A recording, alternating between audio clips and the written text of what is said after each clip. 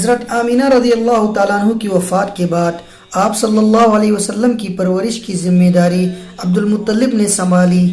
وہ آپ سے اپنے اولاد سے زیادہ محبت کرتے تھے اور بڑوں کی طرح ان کا احترام کرتے تھے۔ ابن ہشام کا بیان ہے کہ عبد المطلب کے لیے خانہ کعبہ میں فرش بچھایا جاتا تھا۔ ان کے سارے لڑکے فرش کے ارد گرد بیٹھتے تھے۔ عبد المطلب تشریف لاتے تو وہ فرش پر بیٹھتے تھے۔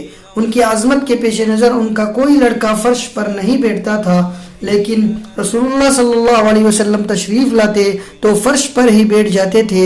ابھی آپ کم عمر بچے تھے۔ آپ صلی اللہ علیہ وسلم کے چچا آپ کو فرش سے اتار دیتے تھے، لیکن عبد المطلب جب ان کو ایسا کرتے دیکھتے تو فرماتے، میرے اس بیٹے کو چھوڑ دو، بخدا اس کی شان نرالی ہے۔ پھر آپ صلی اللہ علیہ وسلم کو اپنے ساتھ اپنے فرش پر بٹھا لیتے، اپنے ہاتھ سے پیٹھ سہلاتے اور ان کی نقل و حرکت کو دیکھ کر خوش ہو جاتے تھے۔ جب آپ صلی اللہ علیہ وسلم کی عمر 8 سال کی ہوئی تو عبد المطلب کا مکے میں انتقال ہو گیا، اور وفات سے پہلے آپ صلی اللہ علیہ وسلم کے چچا ابو طالب کو آپ کی کفالت کی وصیت کر گئے تھے۔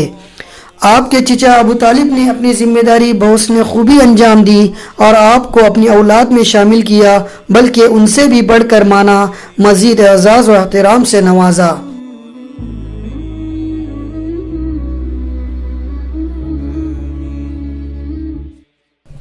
جب آپ صلی اللہ علیہ وسلم کی عمر 15 سال کی ہوئی تو جنگ فجار پیش آئی۔ اس جنگ میں ایک طرف قریش اور ان کے ساتھ بنو کنانہ تھے تو دوسری طرف قیس اعلان تھے۔ قریش اور کنانہ کا کمانڈر حرب بن امیہ تھا۔ وہ عمر اور شرف کی وجہ سے قریش میں بڑا مرتبہ رکھتا تھا۔ پہلے پہر کنانہ پر قیس کا پلہ بھاری تھا، لیکن دوسرے پہر ہوتے ہوتے قیس پر کنانہ کا پلہ بھاری ہو گیا۔ اس جنگ کو حرب فجار اس لیے کہتے تھے کہ اس میں حرم اور حرام مہینے دونوں کی حرمت چاک کی گئی۔ اس جنگ میں رسول صلی اللہ علیہ وسلم بھی تشریف لے گئے تھے اور اپنے چچاؤں کو تیر تھماتے تھے۔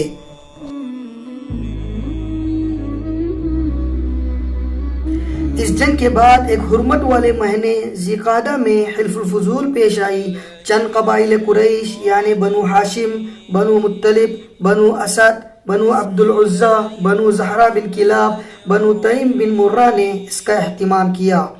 یہ لوگ عبداللہ بن جدعان تیمی کے مکان پر جمع ہوئے اور آپس میں عہد کیا کہ مکے میں جو بھی مظلوم نظر آئے گا، چاہے وہ مکے کا رہنے والا ہو یا کہیں اور کا، یہ سب اس کی مدد اور حمایت میں کھڑے ہوں گے اور اس کا حق دلوا کر رہیں گے۔ اس اجتماع میں رسول اللہ صلی اللہ علیہ وسلم بھی تشریف فرماتے اور بعد میں شرف نبوت سے مشرف ہونے کے بعد فرمایا کرتے تھے کہ میں عبداللہ ابن جدعان کے مکان پر ایک ایسے معاہدے میں شریک تھا کہ مجھے اس کے عوض سرخ اونٹ بھی پسند نہیں، اور اگر مجھے دور اسلام میں بھی اس عہد و پیما کے لیے بلایا جاتا تو میں لبیک کہتا۔ اس معاہدے کا سبب یہ بتایا جاتا ہے کہ زبید کا ایک آدمی سامان لے کر مکہ آیا اور عاص بن وائل نے اس سے سامان خریدا، لیکن اس کا حق روک لیا۔ اس نے کئی قبائل سے مدد کی درخواست کی، لیکن کسی نے توجہ نہیں دی۔ اس کے بعد اس نے جبل ابو قبیس پر چڑھ کر بلند آواز سے چند اشعار پڑھے، جن میں اپنی داستان مظلومیت بیان کی۔ اس پر زبیر بن عبد المطلب نے دوڑ دھوپ کی اور کہا کہ یہ شخص بے یار و مددگار کیوں ہے؟ ان کی کوششوں کی وجہ سے یہ قبائل جمع ہو گئے، پہلے معاہدہ طے کیا اور پھر عاص بن وائل سے اس زبیری کا حق دلایا۔ رسول صلی اللہ علیہ وسلم کا جوانی میں کوئی کام متعین نہ تھا، البتہ یہ خبر متواتر ہے کہ آپ صلی اللہ علیہ وسلم بکریاں چراتے تھے۔ آپ صلی اللہ علیہ وسلم نے بنی سعد کی بکریاں چرائی اور مکے میں بھی اہل مکہ کی بکریاں چند قیرات کے عوض چراتے تھے۔ 25 سال کی عمر ہوئی تو حضرت خدیجہ رضی اللہ عنہا کا مال لے کر تجارت کے لیے ملک شام تشریف لے گئے۔ ابن اسحاق کا بیان ہے کہ خدیجہ بن خویلد ایک معزز، مالدار اور تاجر خاتون تھی۔ لوگوں کو اپنے مال تجارت کے لیے دیتی تھی اور مزاربت کے اصول پر ایک حصہ طے کر لیتی تھی۔ پورا قبیلہ قریش تاجر پیشہ تھا۔ جب انہیں رسول صلی اللہ علیہ وسلم کی راست گوئی، امانت اور مکارم اخلاق کا علم ہوا تو انہوں نے ایک پیغام کے ذریعے پیشکش کی کہ آپ ان کا مال لے کر تجارت کے لیے ان کے غلام میسرہ کے ساتھ ملک شام تشریف لے جائیں، اور دوسرے تاجروں کو جو کچھ دیتی ہے اس سے بہتر اجرت آپ کو دے گی۔ آپ نے یہ پیشکش قبول کی اور ان کا مال لے کر ان کے غلام میسرہ کے ساتھ ملک شام تشریف لے گئے۔ جب آپ صلی اللہ علیہ وسلم مکہ واپس تشریف لائے اور حضرت خدیجہ رضی اللہ عنہا نے اپنے مال میں ایسی امانت و برکت دیکھی جو اس سے پہلے کبھی نہ دیکھی تھی، اور ادھر ان کے غلام میسرہ نے آپ صلی اللہ علیہ وسلم کے اچھے اخلاق اور امانت اور سچائی کی گواہی دی، تو حضرت خدیجہ رضی اللہ تعالیٰ عنہ کو یہ بات بہت پسند آئی۔ اب انہوں نے اپنے دل کی بات اپنی سہیلی نفیسہ بنت منبہ سے کہی، اور نفیسہ نے جا کر نبی اکرم صلی اللہ علیہ وسلم سے بات کی۔ آپ صلی اللہ علیہ وسلم راضی ہو گئے اور اپنے چچاؤں سے اس معاملے میں بات کی۔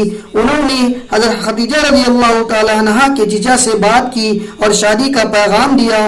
اس کے بعد شادی ہو گئی۔ نکاح میں بنو ہاشم اور رؤساء مضر شریک ہوئے۔ یہ ملک شام سے واپسی کے 2 مہینے بعد کی بات تھی۔ آپ صلی اللہ علیہ وسلم نے مہر میں 20 اونٹ دیے۔ اس وقت حضرت خدیجہ رضی اللہ تعالیٰ عنہ کی عمر 40 سال تھی، اور وہ نسبت و دولت اور سوجھ بوجھ کے لحاظ سے اپنی قوم کی سب سے معزز اور افضل خاتون تھی۔ یہ پہلی خاتون تھی جن سے رسول اللہ صلی اللہ علیہ وسلم نے شادی کی، اور ان کی وفات تک کسی دوسری خاتون سے شادی نہیں کی۔ ابراہیم کے علاوہ رسول صلی اللہ علیہ وسلم کی بقیہ تمام اولاد انہی کے بطن سے تھی۔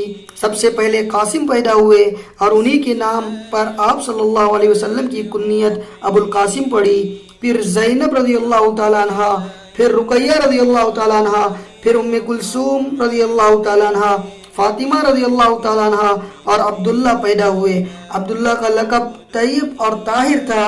آپ صلی اللہ علیہ وسلم کے سب بچے بچپن ہی میں انتقال کر گئے، البتہ بچیوں میں سے ہر ایک نے اسلام کا زمانہ پایا، مسلمان ہوئی، اور ہجرت کے شرف سے بھی ان کو نوازا گیا۔